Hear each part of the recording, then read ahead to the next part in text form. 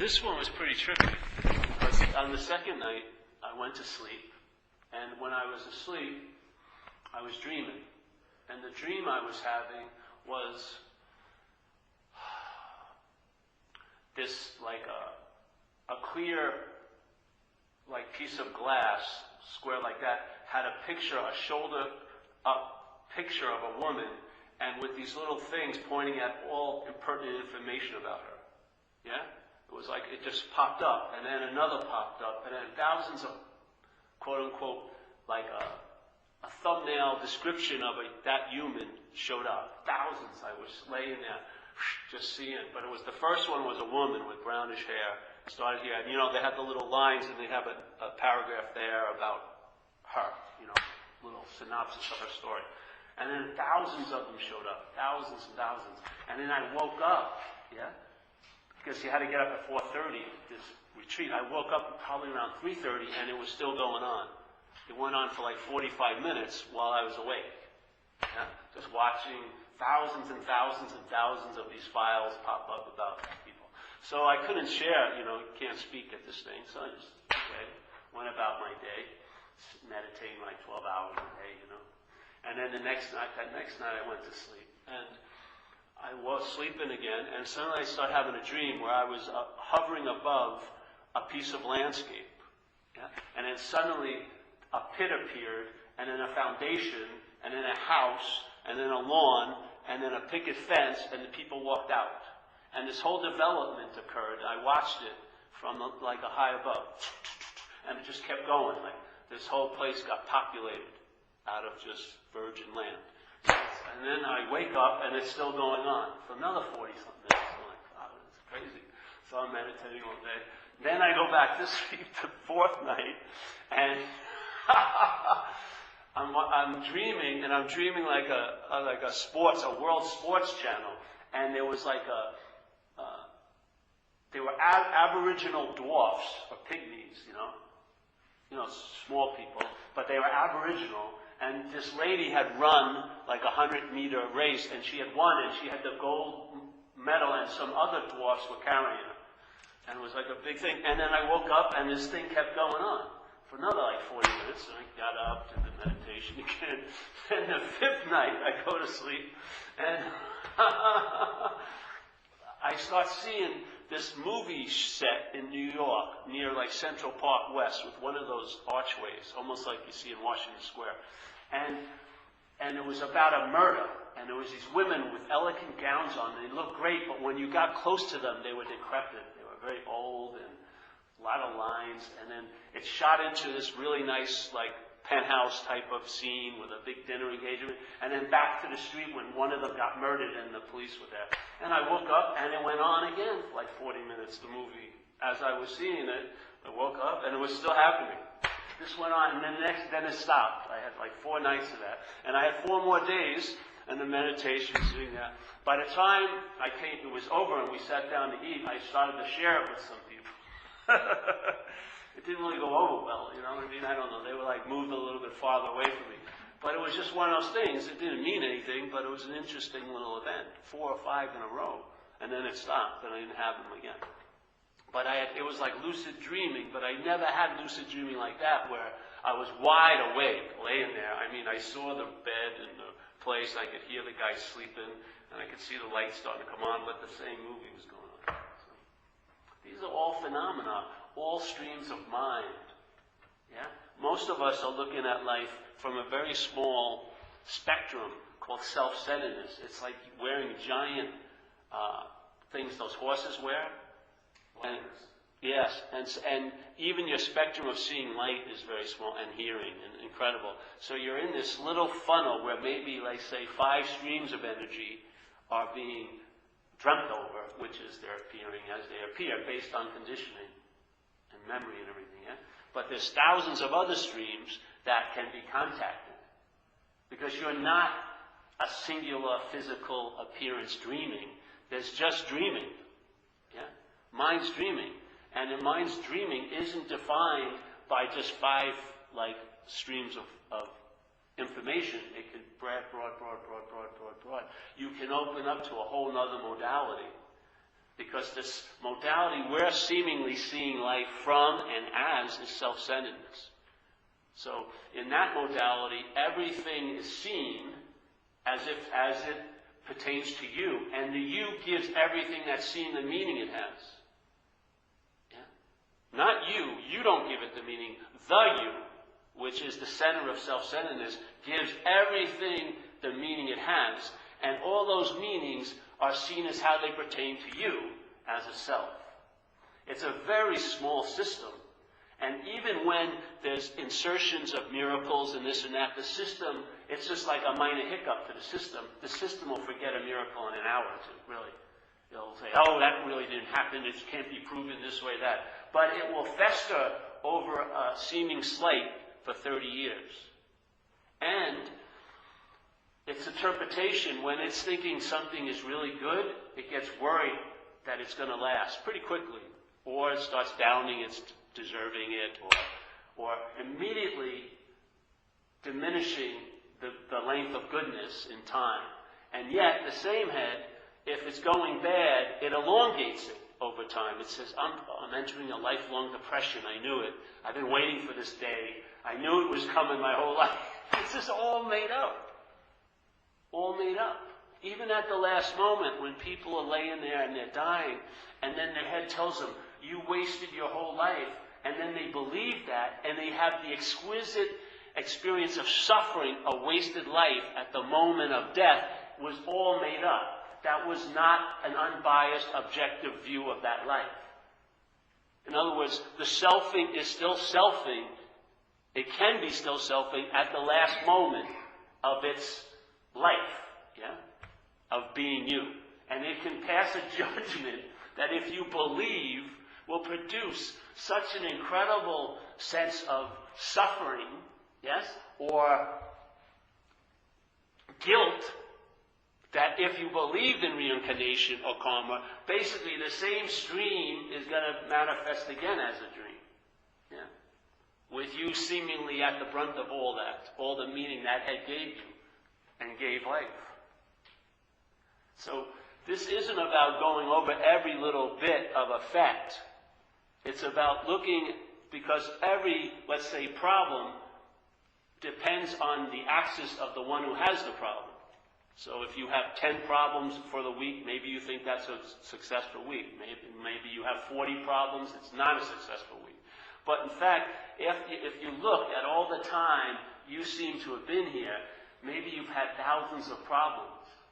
But there's only been one you that had them all. Yeah.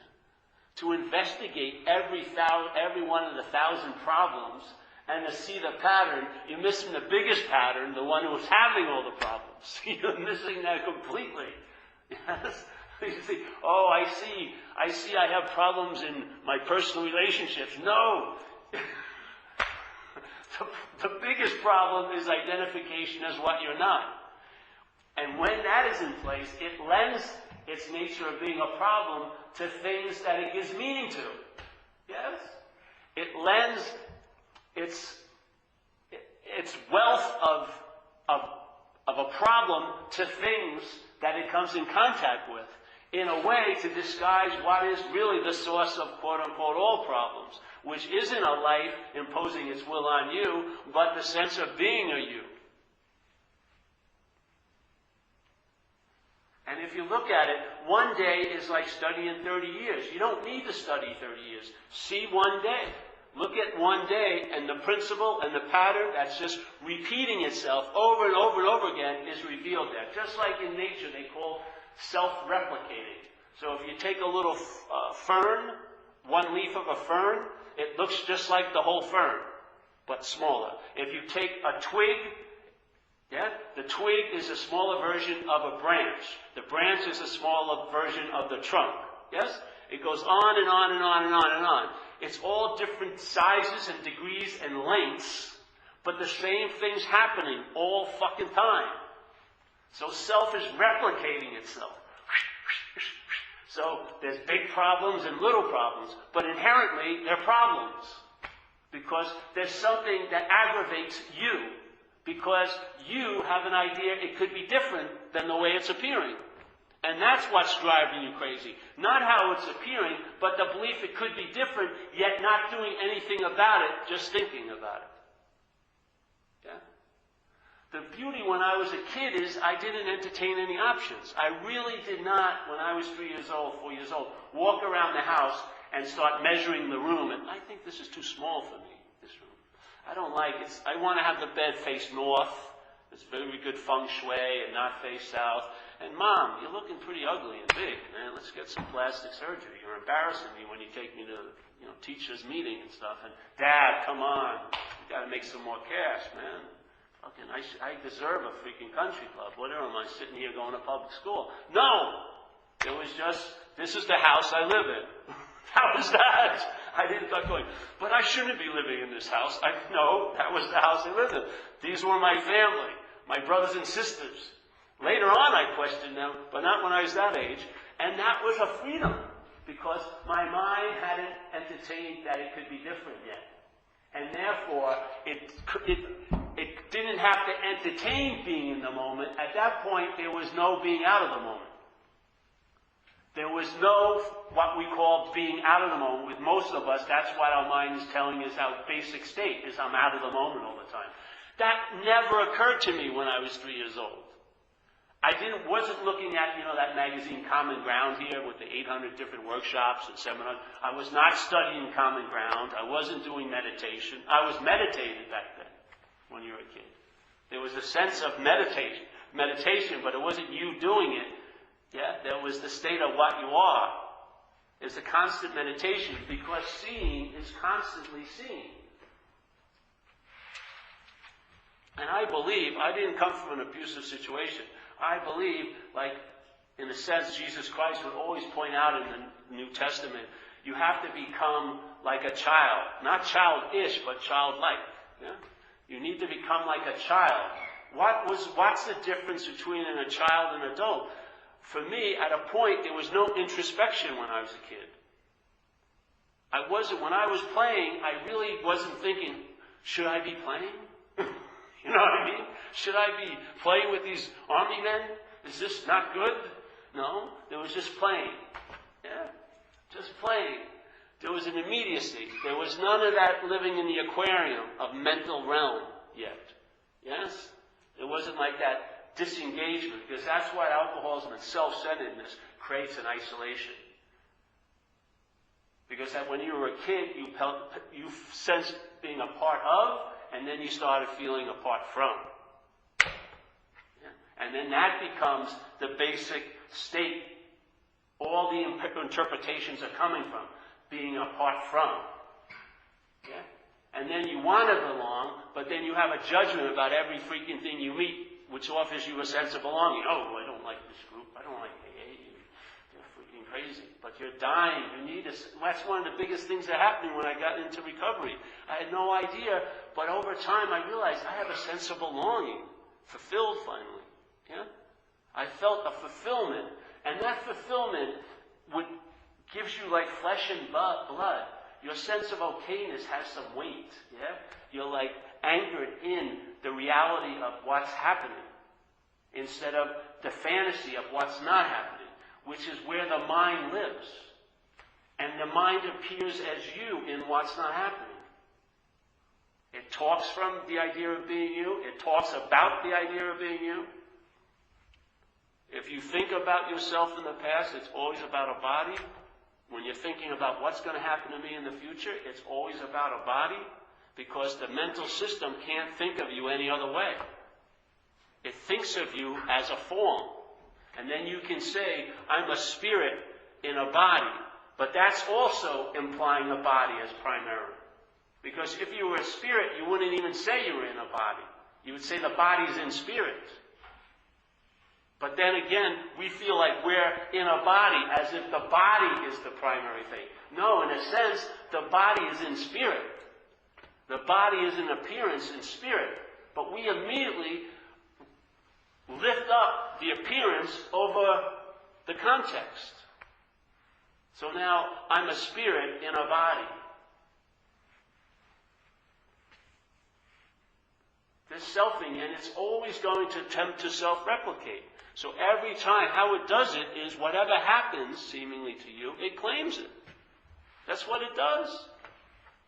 When it recognized consciousness, it said, I'm conscious. That's what occurred.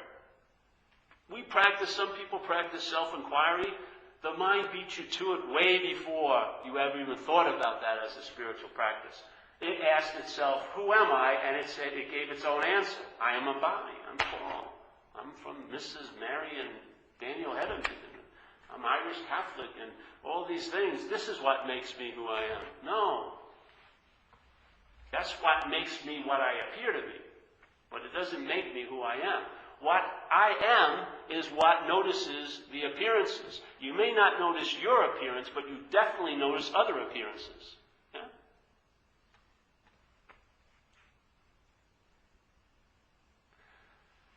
The only way I know you from this point of view is as a body. That's how I recognize you. I see you in form. And that's a pure projection. Just like I always talk about that guy dying, my Uncle Fred. But it's such an incredible, clear statement for me. You know, I had this Uncle Fred when I was young, and he used to always give me money at the birthday parties and relative parties. He basically bought me off. It was nice. I was willing to be bought. I was a prostitute back then. You know, yeah, sure. Like Uncle Fred. Kick down a couple bucks. So, then he passed away. So my mother took me to a funeral, and they have an open casket funeral, you know, Catholic. So I was 9 years old. My mother said, hey, you want to say goodbye to Uncle Fred? I may not have been that excited about that idea, but I walked up. She had me by the hand, and I looked in, and they have them all. And I looked at him, and I had a very distinct hit. That is an Uncle Fred. It was just clear as it could be. Yeah. That's just not Uncle Fred. And how did I particularly take that body to be Uncle Fred? Because I was taking this body to be Paul. Yeah. When I see you, it's just a projection of what I believe myself to be. The only difference between me seeing you and me seeing this you is I'm identified with this you, so I call it me. Yeah. It's the only difference. This is a you that I'm calling me. I call that you, Deb. And I call that you, Cindy. And I call that you, James. This you I call me. So when you ask, well, who is it that's seeing right now? Well, I am. That sounds pretty good. It's a very good description of what's happening. I am seeing. Then you ask, all right, who's this I? The next answer will be me. That's the mental process. The I is what's seeing. The I looking through you is the same I that's looking through me. And the act of seeing is provided by that I. It's what's seeing. Your I is definitely not seeing, because if you were dead, that I, though perfect, all the lenses shiny and clear, would not see a damn thing ever. So obviously it's not the body that's seeing. It's something that, let's say in spirituality, they call the I, or they call it the I. And we're telling the truth every time, every moment of the day. There's a sense that cannot be disputed of an onness. Yeah? We all know there's an I here. It's just the mind calls it a me. And that me represents its idea of a you, a body. Yeah? So the I is always seeing, hearing, feeling, tasting, touching. Every moment of conscious contact is brought to you, not by you, nor the other person, but by consciousness. Yeah? So there's the consciousness, seeing, hearing, feeling, tasting, touching, seeing thoughts like an eye sees a bird, it sees thoughts. Those are called mental objects. Yeah? So something is seeing, hearing, feeling, tasting, touching. The mental reaction to that consciousness claims it. That's all it does. It claims it, and it's been in such a habit of it, you don't see it. You actually think you start after that claiming. Very rarely do we question that claiming and look beyond that claiming to what was claimed. Yeah? We take the claiming to be the truth. So now the I, which is seeing, that's the fact of living here, and we all sense this feeling of onness, don't we? We're alive. We just give that sense of being alive a name. and a form. The mind does. The mind gives this sense of being alive, the name of Paul in the form of this, of a body. Yeah? And so if there's a reliance on what we call self, which is a mental system, yes, called self-centeredness. It's a mental system of interpretation and thought. Yeah? So the system called self-centeredness, if we have fallen asleep and we're relying on that system for one of the most basic bits of information, which is who am I, yes? Then after we swallow that lie, which I am this, therefore, as soon as we swallow that lie, as soon as we forget our nature, which is constantly being revealed, as long as you're on, and yet every moment of the imitation can be unseen when you're looking for it as a you. It's incredible, really. So here's the seeing, but that's been claimed. Yes? The mental process decided, here's the appearance of you, the brain producing this mental process, yes? Making up a self and a body form, yeah? Here's the appearance of you, and obviously something is seeing the appearance. Even when you look at yourself, you see yourself like a you, right, don't you? You look at the body. But now, the mental process goes, wait a minute, let's stop this little thing, and it moves behind the consciousness, yes? Claims it, and now it lives as, it now claims what's always so, and let's say none without a first, or pure subjectivity, it claims it as a verb that it's doing. I, Paul, am now being conscious today, and based on what I did this morning, I meditated, I had my quinoa and my, 16 ounces of carrot, celery, kelp, beet juice, and I did my little service today, and therefore my consciousness is expanding. But that consciousness that's expanding is based on you, by what you did. Yes? So if that consciousness is expanding based on what you did, the consciousness will also deflate based on what you don't do, or what you do. Yes? This is what we call in recovery playing God. Yeah? How the mind, in selfing, plays God. So it takes the raw data, or the raw movement, or the beingness of this place, if you want to call that God, it claims the beingness, and now you're the being, Paul is the being, and now the nature of that being, which is consciousness, now becomes an effect that you produce or don't produce. I've done all these things, I've really become a very conscious person. And then if you act out one night and look at porno, all those years of becoming very conscious, it's washed away like that. Why? Because some God passes judgment, and that God is of the self. It tells you how close you are to the truth, doesn't it?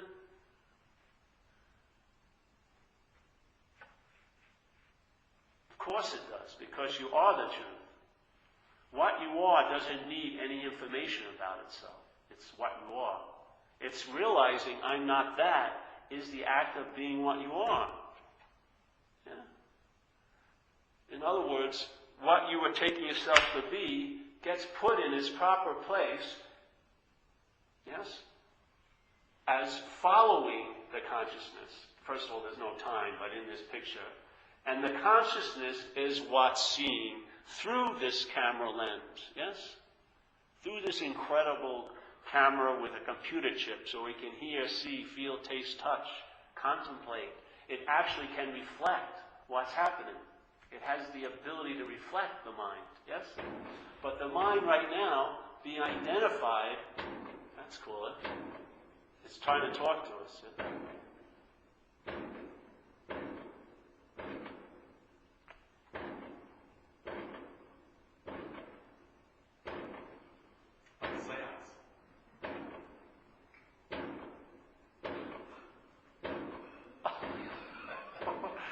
Either a rat got a big hammer or something.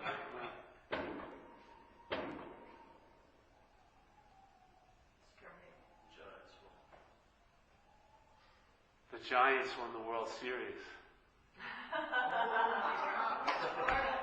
The San Francisco just went into an epiphany. it'll be claimed by in an hour, and they'll all be in probably 850 Bryant in jail, and fucking drunk as skunks. We did it. I used to love that. I remember I went to a football game, the New York Giants, against San Francisco 49ers. The only game I ever went to. And I'm from New York, and the San Francisco 49ers were a great team there. And as soon as it started, they were killing the Giants.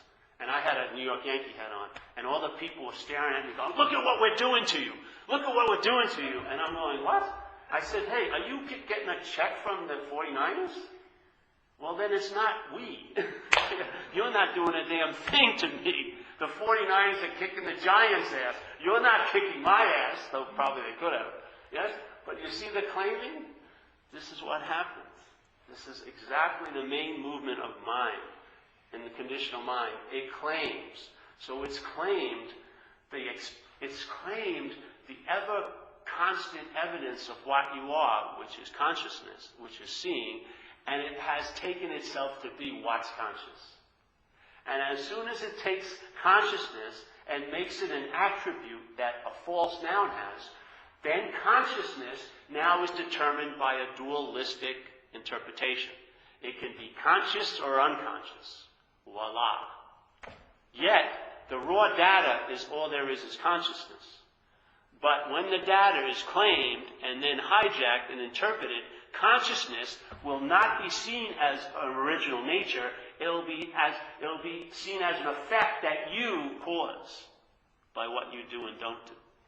This is like the ultimate of playing God. You're playing God with what you would call God. The mind is making God an attribute that will be based on what you do or don't do, instead of an ever-present obviousness of what's so, prior to whatever freaking appears. And that, to me, is the only solution that works. Because if you do believe you achieve something, you will definitely believe you can lose it.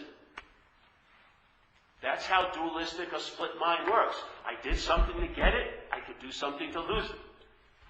That's not peace. Peace is not conditional or circumstantial. Peace is prior to that kind of understanding. Peace is an ever-present, all the time, because of no time, invitation or opportunity. But not to you.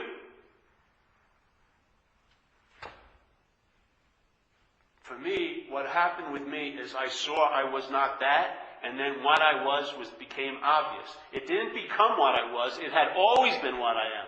But it became obvious that that's what I was because I'm not this. I don't think you have to take it any farther. It's not like I realize I'm not this, and then I turn around as not this, and now start looking for what I am. That's the dilemma by taking yourself to be this. You're actually looking for what you are. But if I'm not that, it cuts the whole dualistic interpretive system in half. I'm not that. That's what I am. The seeing that's demonstrated in recognizing I'm not that is what I am. And that seeing is not something that was produced by me recognizing I'm not that, because that me was recognized as what I'm not. Yeah? In other words, it has nothing to do with you. It's not an effect that's happening to you, and it's not an effect that was caused by you. It is prior to all of your little cause and effect ideas. That's the only solution that's worth its salt. It's a solution without a problem, as its opposite. Yes? But how you arrive there is you realize the problem is imaginary. That's the solution. It's not like I found a solution that finally worked on this really incredibly cumbersome problem. You realize there is no problem. That's the solution. What would you need to do to an imaginary problem? Nothing. All you need is to recognize that it's imaginary. There's nothing you need to do. Any application after that is the problem. There you go, doing and having again. You just recognize I'm not that, and that's that. But don't I have something? You have nothing to do with it. That's when you, as the ball is put down, not you put the ball down, you, as the ball is put down. And then the game goes on wonderfully But see, isn't it the shape of the ball that defines the game? So now it's shaped like a football or baseball. That's taken out of the whole equation. There's no definition to this game. It's a never-ending game. It's constantly streaming in information and verbing and verbing and verbing, and there's no noun to be found. That was all a mental reaction to the vast mystery of what's going on here. Your mind always wants to know, doesn't it? It feels secure if it knows. Even if it's totally made up, at least you have something to know about a situation. So you just can't take it as, I have no fucking clue what's going on. Well, I think the reason why I didn't get in the car today and it broke down is because I probably was going to have a big accident on the freeway. Sounds great, and if it helps you, far out. These are all little tricks. But the real idea is you're totally irrelevant, in a sense. It's such a freedom. You're totally irrelevant. And the mind will attempt to keep appearing as authentic. It will keep trying to claim its absence. I'm telling you, I've seen it. The absence, it will arise and try to claim it as, oh, I'm experiencing my own absence. No, it never fucking experienced anything. And it definitely not its own absence. It just wants to be relevant. So there it is. Haven't you seen it with an epiphany and stuff? When you've had epiphanies, isn't it weird that the usually end of the epiphany coincides with a simple thought or a stream of thoughts going, I just had this incredible epiphany. As soon as the thought goes, and you believe it, the epiphany ends. As soon as you show up, the you're not, the epiphany seems to vanish. And what you're left with is it claiming, yes, it claiming its own absence as an experience. The self was not there. That's why the epiphany was dominating. Yes? The self arises in the mind, it claims it, and there goes the epiphany. But the self wasn't there for its own absence, and you cannot experience your own absence. You cannot experience your own absence. There's no you to experience the absence of you. That's the presence. The sense of presence people talk about is your absence as a long-lasting, independent, separate entity. Your absence is the presence.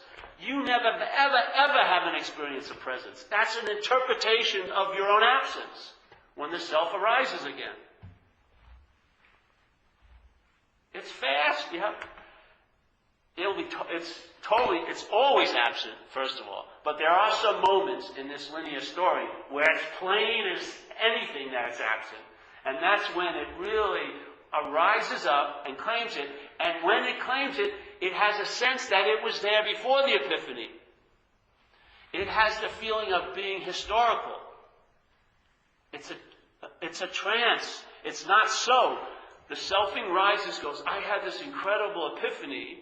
It's lasted for 3 hours, and I was really feeling certain things before. That's all a freaking story. It just wrote at that moment.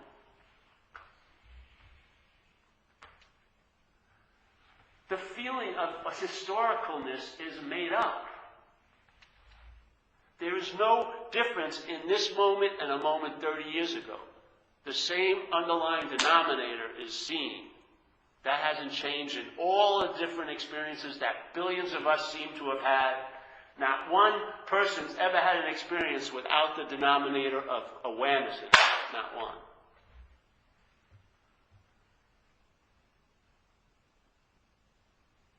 If I say I had experiences when I was under the knife getting operated on, that's a total lie. I was told about what happened.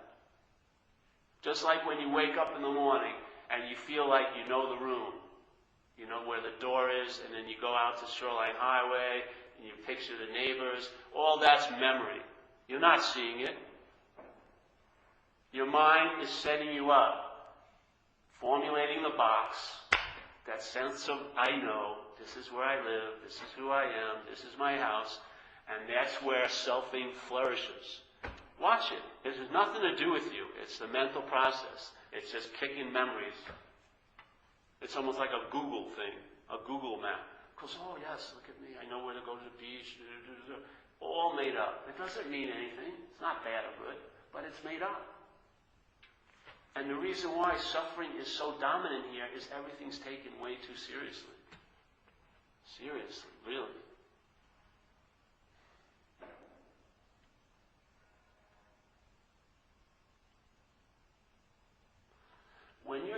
in a sense, which we are, if you're really engaged here, I don't know, maybe it won't happen to you, I don't know. But for me, memory has a very, very unimportant role now.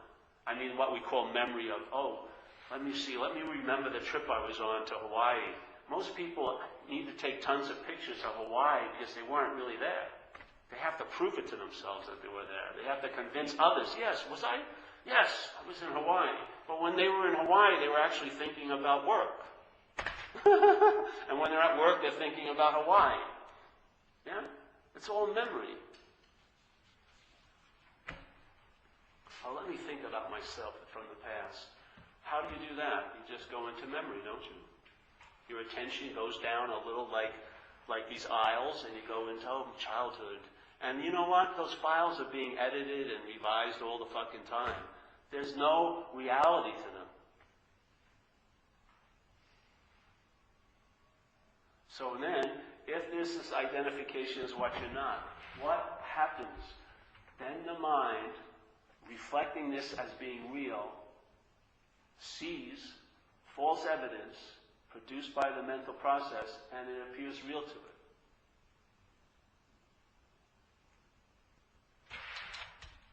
It's been fooled. It's ignorant now of its own nature. It doesn't know really the difference between false and true. I mean, true, false, and true. It may know a little moralistic true and false here. So everything that's appearing in it is false evidence. And if false evidence, what will you need to do to combat false evidence? Just recognize it's false, right? I mean, again, there's nothing to do, just a recognition. Hey, this isn't happening. What more do you need to do? Do I need to go to a therapist that specializes in what's not happening? Let me go over what's not happening. All right, yes, I'm very good about Fridays a year from now. All right, that's when I have my most trouble.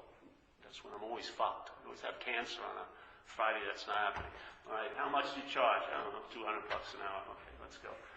Now, tell me what's not happening. All right, well, what's not happening is I'm going to be destitute next week. All right, here's some pills to take. So now he gives me a pill to get relief from the effects of what's not happening. Now, that pill produces an effect now, and I become addicted to that pill. Yes? Now I have a problem that rose from my solution to what's not happening. But this problem seems real because now I'm an addict. I got to have this Oxycontin because every day I feel really worried about what's not going to happen. So an imaginary effect is causing me to find a real solution to it, which is a pill, which causes me an addiction that ends up ruining my fucking life, and I end up having to go to Delancey Street for 2 years and to jail because I keep buying Oxycontin down at 6th and Market and keep getting arrested for it. And when I try to tell them why I need it, they don't understand because it's not happening.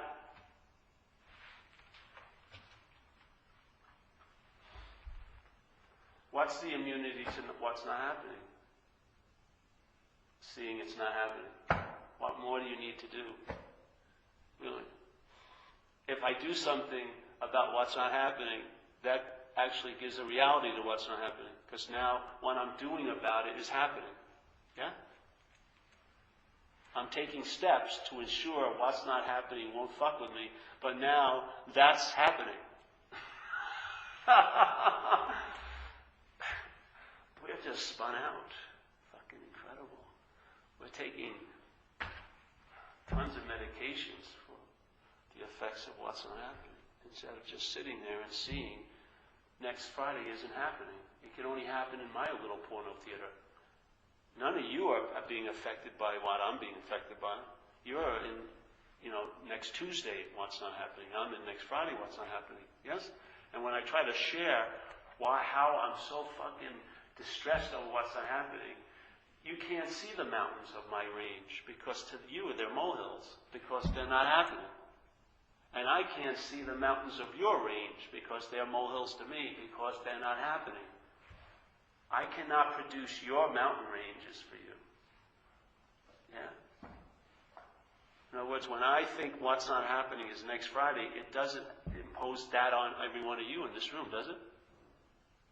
If I'm worried I'm going to be destitute next week on Friday, do you all start having that same feeling I'm having? No, of course not. Because it's not happening. So you have an immunity to my what's not happening. And what this is can have an immunity to my what's not happening when you see it as not mine. Yes? What makes somebody have, so if you say you think you're going to be destitute, and it's not happening for me, but I feel it very strongly that it could happen to you, so then I go into a stream of maybe that worry. So That's all. That's... So what separates someone who wouldn't worry about you? So it would only, someone who only knows or cares about you would worry. Someone walking down the street who doesn't know you wouldn't have an effect. No. So Not it's at all. not humanity as a whole. It's very individualistic. Usually, in mind. You can have it as humanity as whole, but that's a deeper ballgame. I'm talking about what's going on every day in one's head. The idea of humanity, if you don't sense the suffering of this place as an appearance, jeez. Most of us being disassociated and distracted by all these inane things is just not to sense that, because it's a very deep thing. Yeah? Like if you believe in self-centeredness, this is the whole basis, in my view, of the Course in Miracles, is they say, let's say if you believe in self-centeredness, I'll give you an example of it. Hey, bro? When I was younger, again, my father got really ill when I was 6.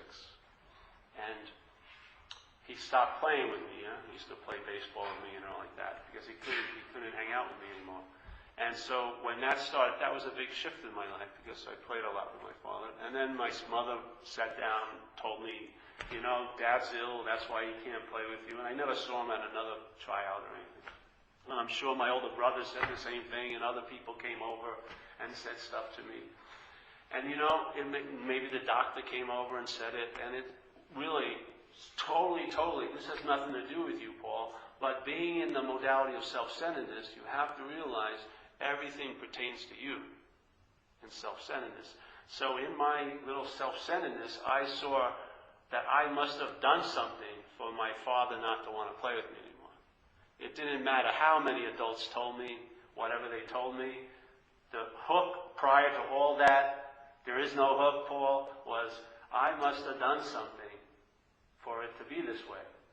Because that is the basis of all self-centeredness. Its largest platform is everything pertains to you. So here you are in this world, and maybe there's an old idea in your head that everything could be beautiful. That love could reign supreme. Yes? That there's an eternal God that's benevolent, and that light will always outshine the darkness. Always. Always. And good will always override bad. And yet, in your daily experience, yes, your daily interpretation, that doesn't really seem to be true, does it?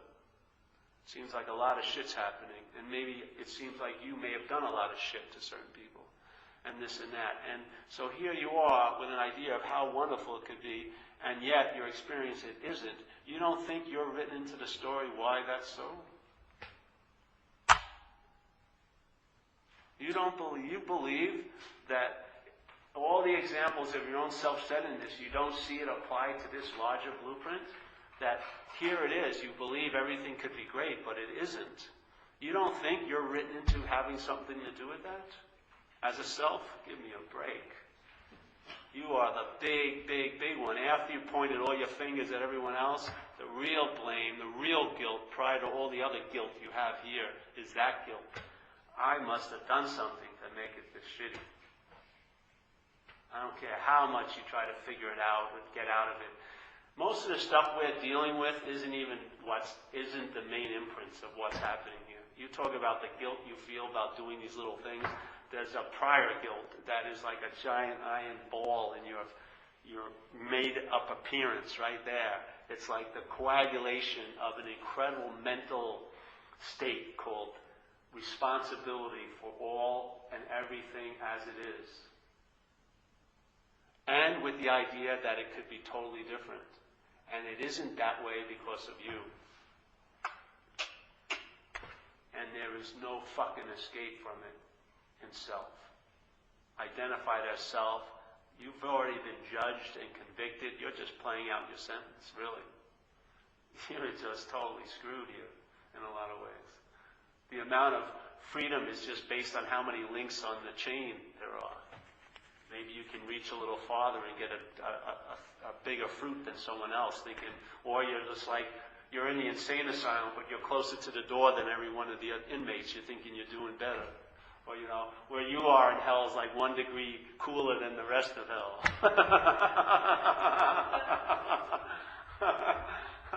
You check it out. Self-centeredness. Everything is seen as how it pertains to you. In some weird way, you have something to do with everything.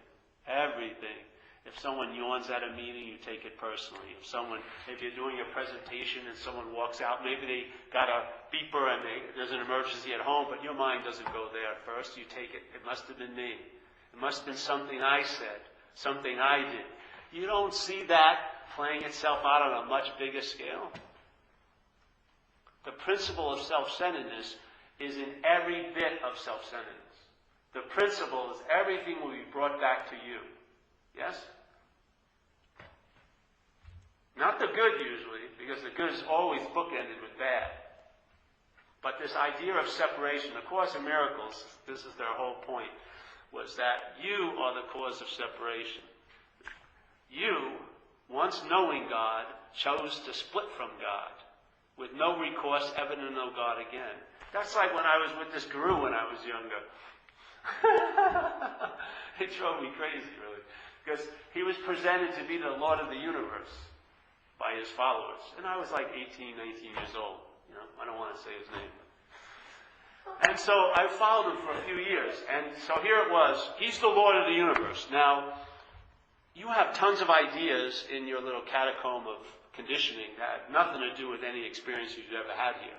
I had thousands of ideas of spirituality, and I'd never practiced any spirituality.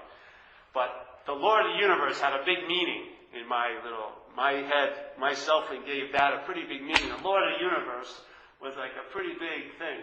And here I am. So there's the Lord of the universe, and I don't like him. Now, what does that make me? If I don't like the Lord of the universe, in self-centeredness, you're not in a good position there. Lord of the universe, have a lot of ideas, wonderful, everything, just everlasting bliss and love pouring out on everyone. Then, my experience, I don't like the fucking dude.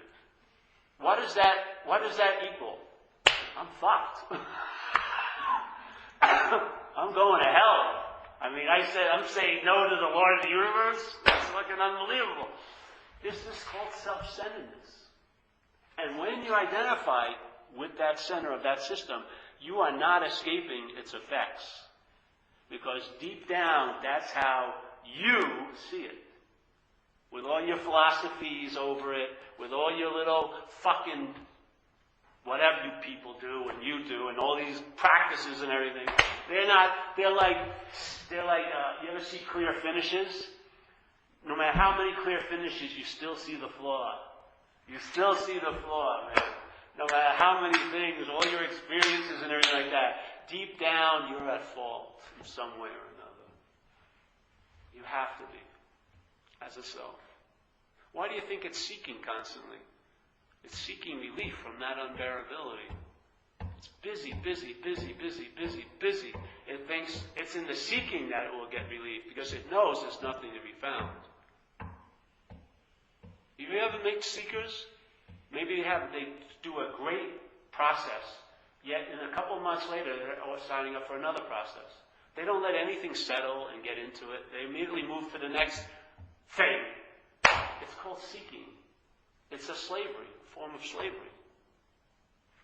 You constantly can't rest. There's an impetus, a scurrying like a rat, in a sense. You may be dressed really well and you may have the front seat at the meeting, but the activity is rat-like, really, if you notice it. It really is. You may be civilized and socialized, but you're starving. You're starving. This is freedom from that. If you're not a self, then all the guilt and shame that go along with everything, all the opinions by your head about what you did and didn't do can be dismissed. You can be freed from that guilt and shame. Because that guilt and shame rests on the branch of personal doership. And There's no escape. If you believe you're the doer, you're going to have guilt and shame, just like you're going to have pride about certain things, but mostly the guilt and shame will be like an undertow. Always demanding, seeking. There's no way you're going to get therapy on this branch. It's just moving from one end to the other, but you're always crowded by the guilt and shame. This is about, there's nothing for the guilt and shame to rest on. It doesn't have a petri dish to thrive in. It can't grow and mutate because it's always grown and fed by the selfing. The selfing is giving meaning to everything and then also giving meaning to itself. It's called a loop of self-importance, and it's driven you fucking crazy. It produces incredible strains of neuroses and perversions here. People don't even know how they're feeling. They're out to lunch. They have to wait for the head to tell them how everything's going by what they have or somehow. They need some basic, landmarks, like a car or something, to get any sense, oh, I'm okay. Look at what I have here. I'm okay. It's just not the sense of okayness. It's got to be like a papier-mâché statement, that they get some kind of mental relief, but only for a little while. Then they always have to get more or better, or it's not enough, or someone else moves with another bigger papier-mâché, and then this papier-mâché doesn't do it for you anymore. Yeah? But a sense of okayness isn't a mental conviction you're okay. It's a feeling as you're living. Yeah? You have a sense of okayness.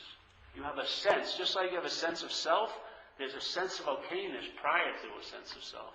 You're on consciousness that can't be touched by whatever comes to pass in time and space. It can't be afflicted with any of these dilemmas. It can't be infused with the illness of selfing. It's totally immune. Yes? And you are that way more than what you're appearing to be. Because every moment you're appearing is that. What's looking and what's the you that's looking for all day is actually what's seeing. The mind just calls seeing you looking.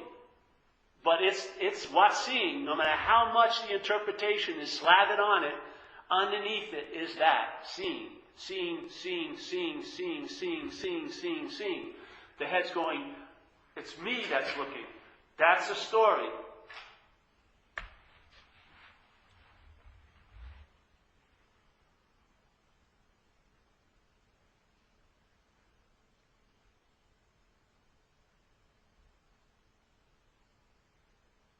So I don't know. If you're sitting here, when I do these shares, there's an authenticness in the space when this is shared. There's a feeling. It's not a feeling, there's a sense. And that sense is like an unspoken yes. It just reverberates. And if you point to this or share this with some certainty, you can sense it. And other people can sense it. It's like a gift. It's like a grace. And just like we said the other day, you can't see this, you can't smell it, you can't taste it, but you can get a sense of it by honoring it. Yeah? By honoring it, by honoring the absence of all these appearances as being really inherently existing and self. Yeah? By seeing the emptiness of this place, you can actually sense it by honoring it. You can give what doesn't have flesh and blood like substantiality in your life. Yet you'll never be able to point it to anyone, but in the honoring it, it almost gives it an outline where you can embrace. Yeah? By honoring the absence of what used to drive you crazy.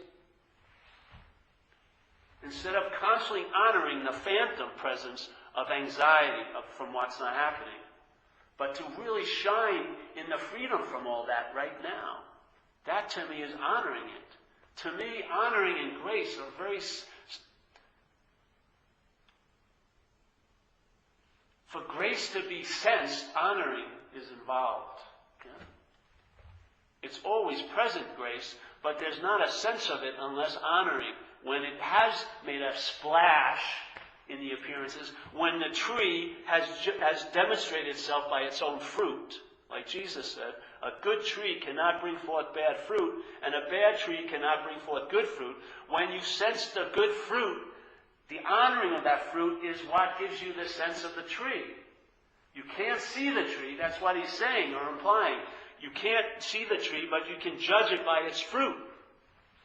So the grace of that tree, the falling grace of that tree, when honored, it almost gives the outline to that thing that can't be outlined. You can sense it almost as it's real and solid here by honoring it. Instead of letting it be used as the platform for selfing all day, as Buddha said, when seeing, see, when hearing, hear, when feeling, feel, when tasting, taste, when touching, touch. To honor the raw demonstration of consciousness here, instead of the interpretation and the claiming of it by the mental process. And you honor that by being obsessed over it all fucking day. You honor grace. You never approach grace with thought. Never. Never. Thought can't reach there. Thought's in a totally different dimension with grace. But honoring can reach grace. Honoring can meet grace. Thought will never meet grace. It just tries to put a concept of it. It can't capture grace. So if you're relying on this system, which you must be if you believe you're a self, because that's how the head is seeing you all day as a body, if you're believing that, you're relying on that, you're relying on thought as your center of information, it will never pick up the presence of grace. Honoring does that. Yes, honoring it. Just like I like to use the word entertaining. You entertain this invitation. You don't think about it. You entertain it. You let it in because it's in already. You don't let anything in. That's like the pantomime. Is, I let this invitation in. The invitation is in. The invitation is what you are. But then you entertain it, not as a self. Yeah? So what do you do? Well, I can't help but entertain that self. No, you can look at what's entertaining it as a self is not you. That drops the entertaining is pure. Yeah. It's just claimed by selfing. But the ability to entertain is not of self. The ability to entertain is of mind. And the selfing will claim it. And that's how it neuters everything. It neuters everything by claiming it. So you have the ability to entertain the truth because you are the truth. And the truth is, I'm not this, I'm not that, I'm not that, I'm not this, I'm not that. This can be affected by this. Appearances can affect appearances, but the appearances do not affect the space they're appearing in. If I move this chair, and I moved it over there, the only way you knew it ever was here was by memory. There's no other way. You weren't seeing it anymore, you're not feeling it, you're not tasting it, you're not touching it. Yeah? This chair, 40 years it's here. A little plane or something. 40 years. This chair is like a fixture of this room. I've been coming to this room for 40 years, and this chair's always been in the same place. Yeah? So, all right, we're going to move this chair. So I moved the chair. Did I have to move any space into where the chair was? Did I have to go into the space closet? Okay, everyone don't look. I got to move the space back. I don't want you to see the emptiness of chair. Blow your whole mind. So look the other way. All right, space. All right, now see. You can see the space. Did I have to bring any space? Did the chair actually take up any space? And I wouldn't know the chair was there except by memory. Yeah? Just like when you wake up in the morning, you think you know the room you're in. It's just all memory. Yeah? So now there's no chair. Now, you would see its effects. There are probably marks on the rug, yeah, because it's been here for 40 years. So the chair can affect other appearances. And if it would have hit this thing and marked it, it would affect this appearance, yeah? But it can't affect space. You cannot see any evidence that it was ever here, yeah? What's the difference, really, literally, what's the difference between me and the chair? I'm an appearance, yeah? If I walked out of this room, you would have never known I was here except by memory. Yeah, I was here just a little while, but I saw it. Yeah? So, but what's the difference? Really? I'm an appearance in space. And yet, I can't fucking hit space, grab it. Here's some space. I can't give you any space. I can't grab it. I can't own it. I can't privatize it. I can't put fences around it and say, this is my space and this is, yeah? Space. I have absolutely no effect on space. But space is allowing me to appear. Without this space, where would my appearance show up? It needs space to show up in, yeah? But I don't affect the space. That's actually allowing me to show up as an appearance. So who's first? Which is the egg and which is the chicken? Yeah?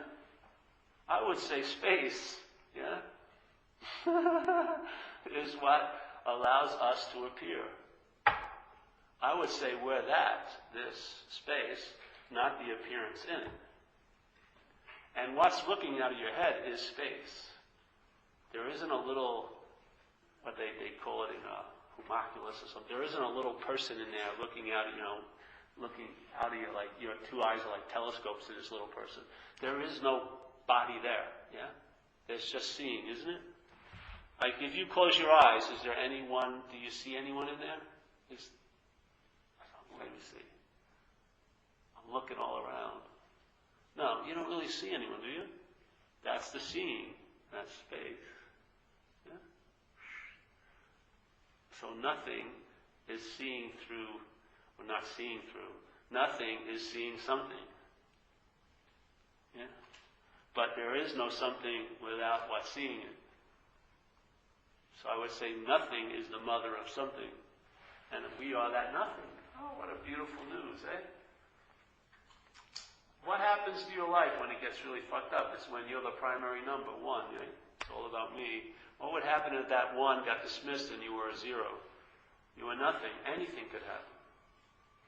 You would give up maybe the sense of wanting to know, and you'd find out about things. By what? Showing up, which is what you're going to do. You're an action figure. So you could give up the sense of mentally knowing as a way of being secure, but just abandoning the self, not you, and then find out. Yeah. But I'm scared. Well, I'll find out. Well, that's reliance on self again, because it's got a whole idea of what you're going to find out. But if you look at here, this place, we'll end with this. I'll go on. I want to give you a show, man. You came in late. I got to give you a long show. So here, even in this place, in the end, even this place, let's take this to be somewhat real. Now, how does a day get presented to you? Like a card game. Like there's a card at 8 o'clock in the morning, yeah? Do you get the 4 o'clock in the afternoon card? No? You get the 8:01, the 8:02, yeah? And so you get dealt a day, one hit card at a time. Now your head wants to know about all the hands it's going to have. Oh, it sucks. Today's going to suck. It just pontificates about how the game is going to go. It doesn't wait for each card because it believes in I know. I know what it's going to be like. Yeah, doesn't it? Now, one way of playing the game would be finding out. And there's the other way, the mental way of playing the game, which is a game in and of itself, which is knowing. Yeah? What happens is life gets neutered by your trying to know it. And you really quite limit what you can find out. Because the mind, in its desire to know, wants to be right. So if it's expecting a bad fucking life for you, a lot of beautiful things are going to go unnoticed, probably. Let's say if its story is you're never going to be loved by another person, maybe a lot of people who your friends would say, that person really likes you, you won't see it. Because it's not part of your little scheme of what you think is going to happen in this life. Because why? You know. You know you don't deserve something. You know that you're guilty. You know this and that. But finding out is a whole different way of living, isn't it? Oh, shit, yeah.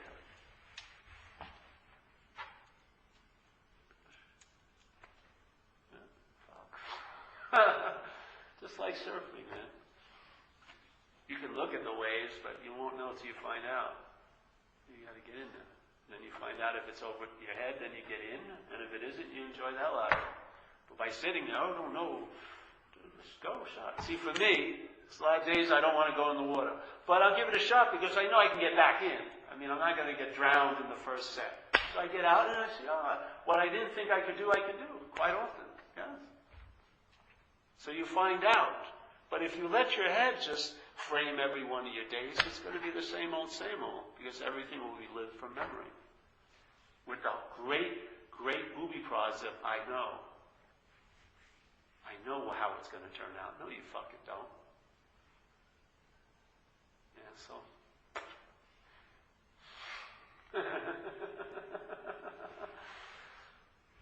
I'm very enthused about this message. Because I'll tell you, my whole life was based